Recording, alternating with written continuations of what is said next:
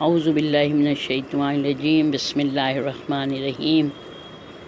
اللہم کل ولیک الحجۃ ابن الحسن صلواتک علیہ وعلی آبائہ فی ہذہ الساعۃ وفی کل ساعۃ ولیٰ وحافظا وقائدا وناصرا ودلیلا وعینا حتی تسکنہ ارضک طوعا وتمتعہ فیہا طویلا۔ اللہم صلی علی محمد وآل محمد وعجل فرجہم۔ رب اشرح لی صدری ویسر لی امری واحلل عقدۃ من لسانی یفقہوا قولی ولا حول ولا قوۃ الا باللہ العلی العظیم۔ حسبنا اللہ ونعم الوکیل، نعم المولا ونعم النصیر۔ اما بعد فقد قال اللہ تبارک و تعالی فی کتابہ المجید وفرقان الحمید۔ بسم اللہ الرحمن الرحیم۔ انما یرید اللہ لیذھب عنکم الرجس اہل البیت ویطہرکم تطہیرا۔ اللہم صلی علی محمد وآل محمد وعجل فرجہم۔ تمام تعریفیں اس پروردگار کے لیے زیبا ہیں کہ جس نے الحمدللہ بے شمار مخلوقات قائم کی، مگر سب سے پہلی مخلوق جو خلق کی وہ نور سے کی، اور اس نور کی تخلیق سے جو 14 نور بنائے، چہردہ معصومین علیہ السلام، تو ان کی محبت میں لوگوں کو تمام مخلوقات کو خلق کیا، اور تمام مخلوقات پر ان کی محبت، ان کی ولایت، ان کی معرفت کو واجب قرار دیا۔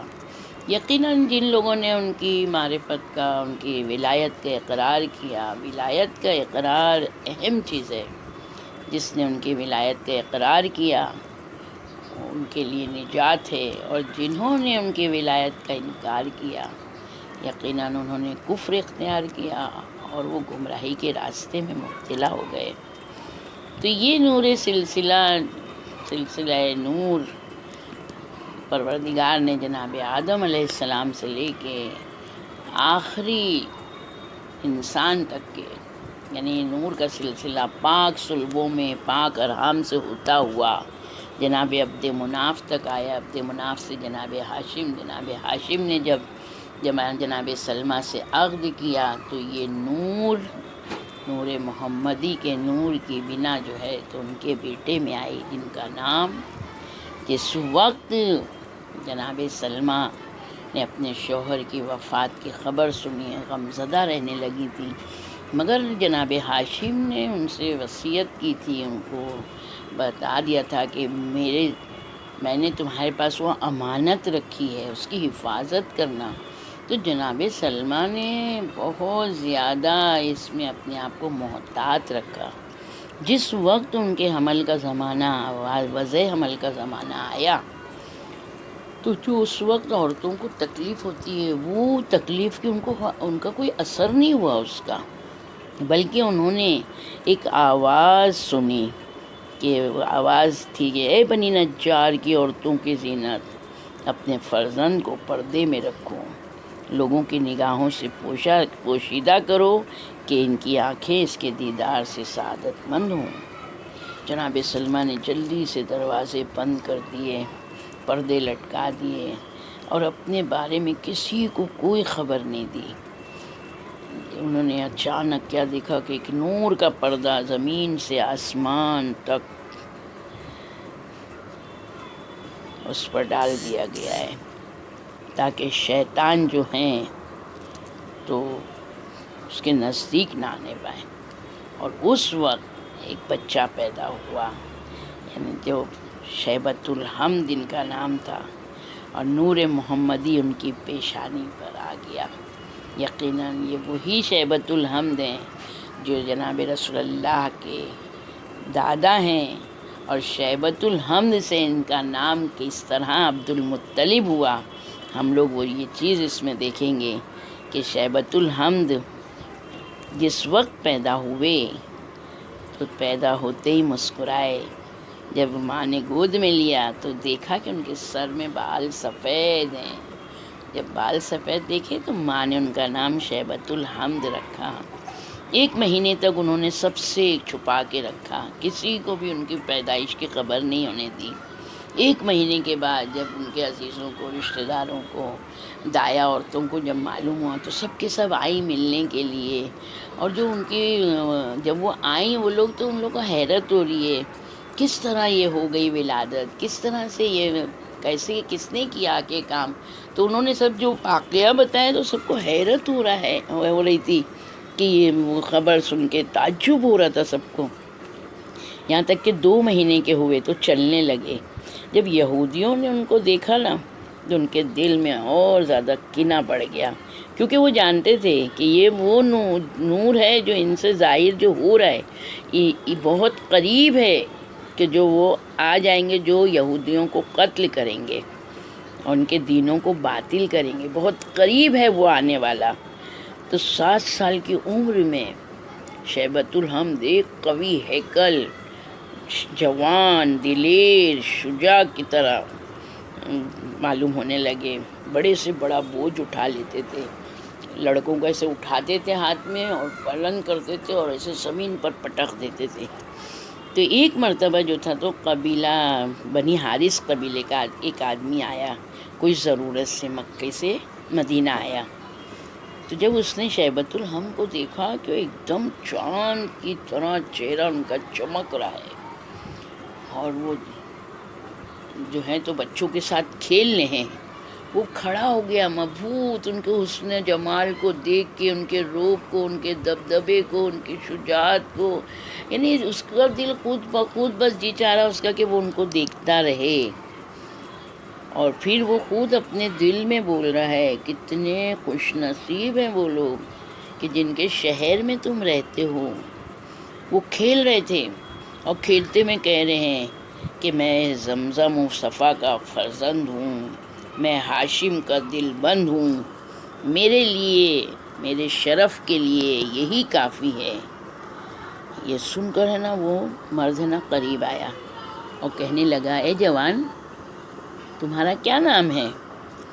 تو کہتے ہیں میں ہاشم بن عبد مناف کا فرزند ہوں، میں شیبہ ہوں، میرے چچاؤں نے مجھ پر ظلم کیا ہے، میں اپنی ماں اور خالاؤں کے ساتھ غربت میں پڑا ہوں.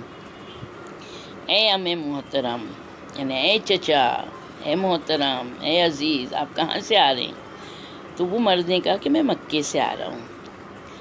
تو کہا کہ جب خیریت سے مکے پہنچنا اور جب عبد مناف کے لڑکوں سے ملنا، ان سے ملاقات ہوگی تو ان کو میرا سلام کہنا اور ان سے کہیے گا کہ میں ایک یتیم کا پیغامبر ہوں جس کا باپ مر گیا اور اس کے چچاؤں نے اس پر ظلم کر کے رکھا ہے. اے عبد مناف کے بیٹو، بہت جلد ہاشم کی وصیت کو بھول گئے، ان کی نسل کو ضائع کر دیا. جو ابھی ہوا مکے کی طرف سے آتی ہے اس سے میں تمہاری خوشبو سونگھتا ہوں، تمہاری ملاقات کی آرزو میں راتیں تڑپ کر کاٹتا ہوں.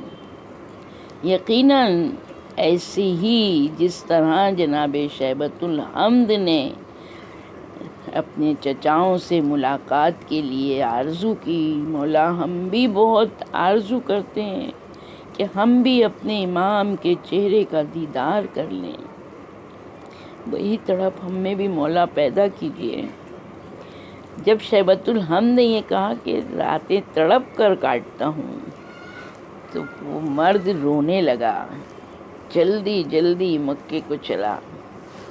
جب عبد مناف کے بیٹوں کے پاس گیا، دیکھا کہ وہ لوگ سب بیٹھے ہیں، جا کے سب پہلے سلام کیا. پھر اس کے بعد کہتے ہیں اے قوم کے بزرگوں، اور عبد مناف کے بیٹوں، اپنے وقار کو بھول گئے، اپنے چراغ ہدایت کو دوسروں کے گھر روشن کر کے رکھا ہے.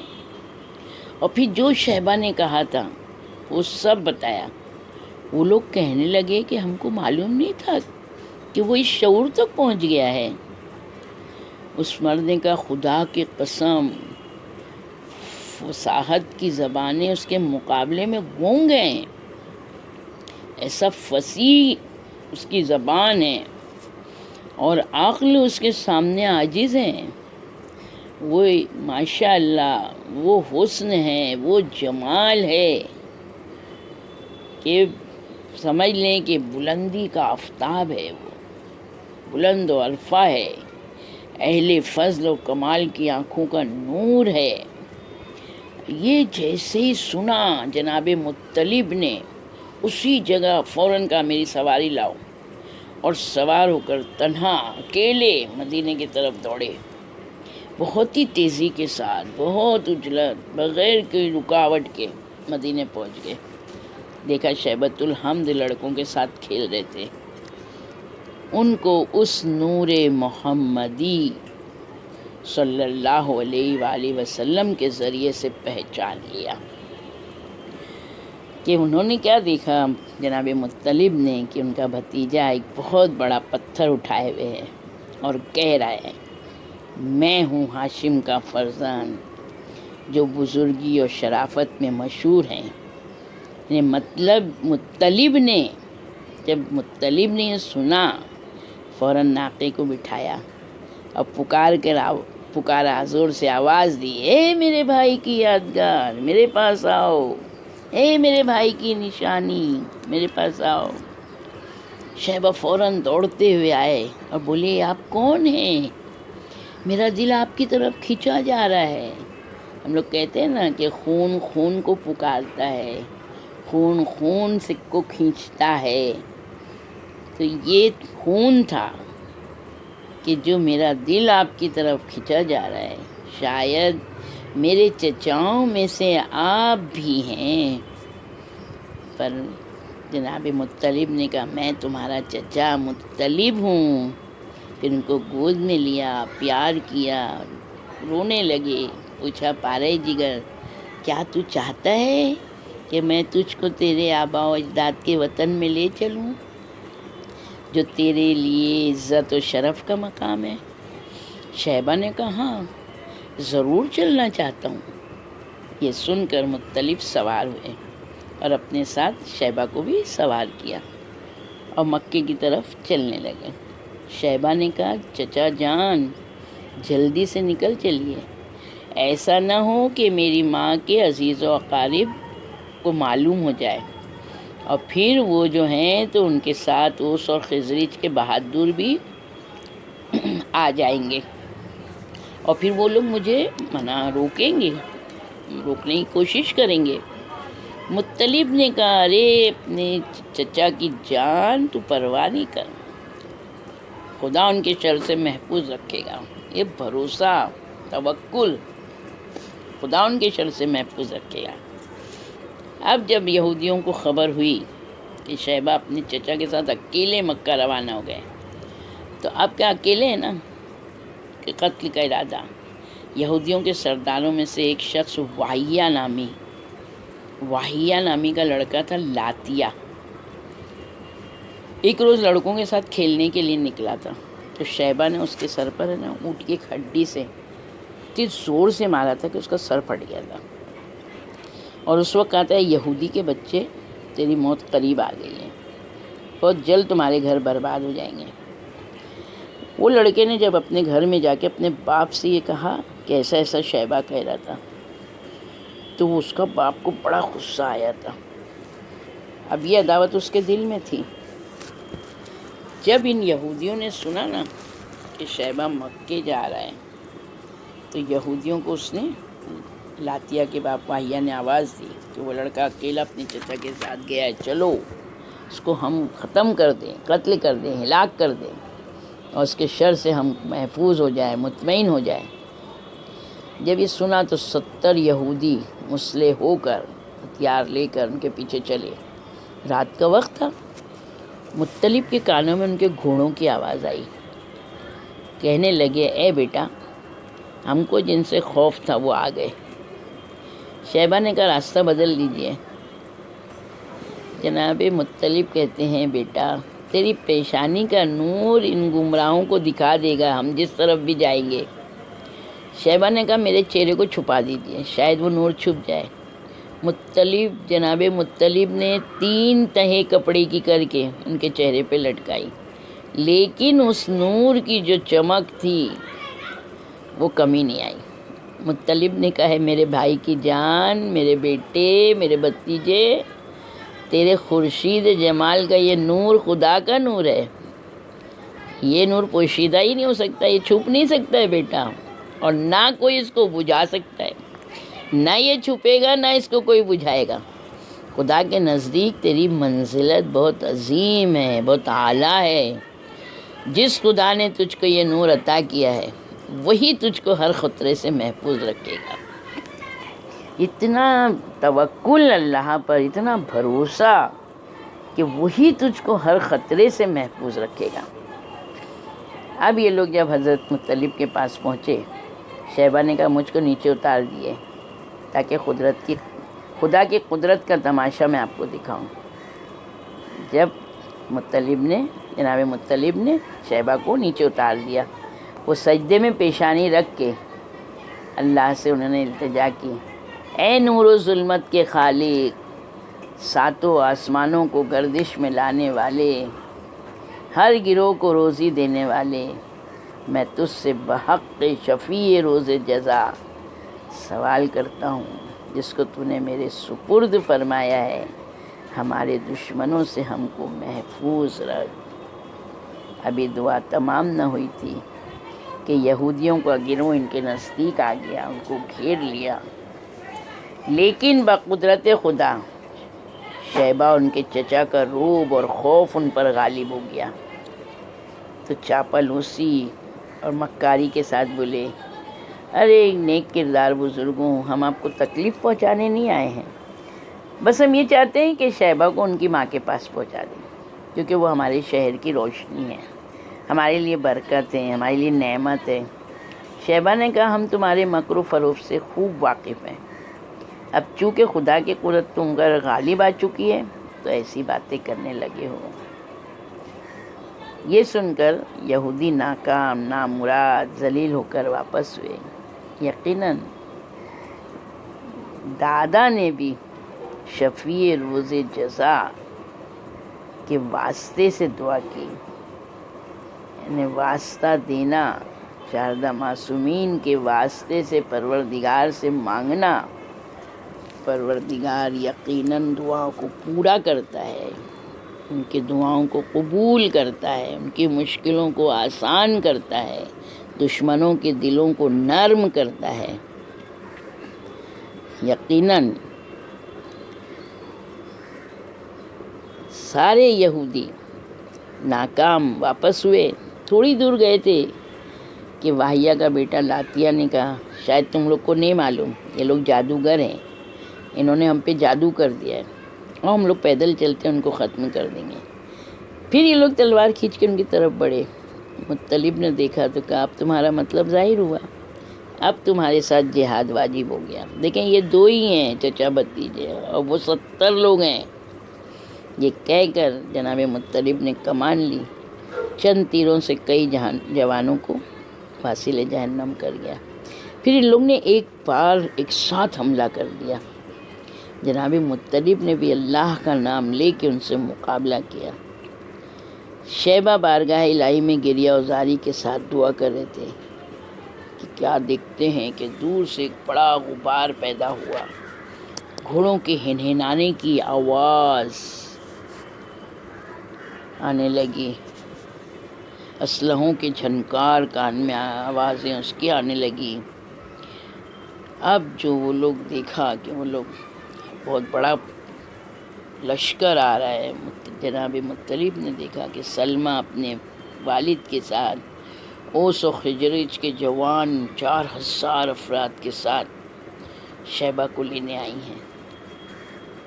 جب جناب سلمہ نے دیکھا کہ یہودی جناب مطلب سے جنگ کر رہے ہیں تو للکار کے کہا وائے ہو تم پر، یہ کیا ضلالت ہے؟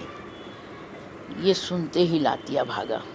سلمہ نے کہا اے دشمن کا خدا کہاں جاتا ہے، اور تلوار سے ایک بار ایسا کیا کہ اس کو 2 ٹکڑے کر دیا۔ واہ میری بی بی، کس طرح سے نبوت کی امین نور کی حفاظت کے لیے کس طرح سے دشمن کو واصل جہنم کیا۔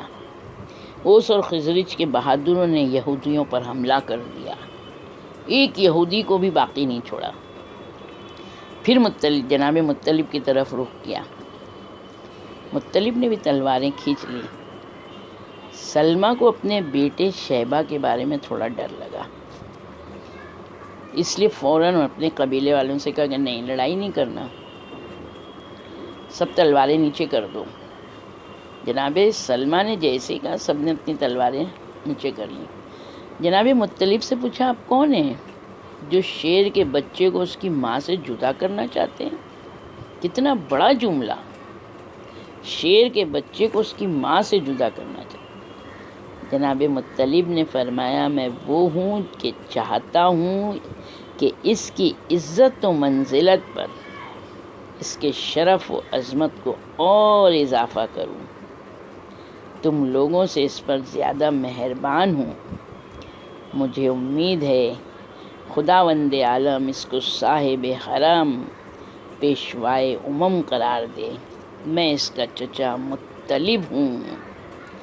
جیسے ہی جناب سلمہ نے سنا، کہتی ہیں، مرحبا مرحبا، آپ خوب آئے، آپ خوب آئے، میں خوش ہوئی آپ آئے، میں خوش ہوئی، میں آپ کا استقبال کرتی ہوں، لیکن مجھ سے اس بیٹے کو لے جانے کے لیے کیوں نہیں کہا آپ نے؟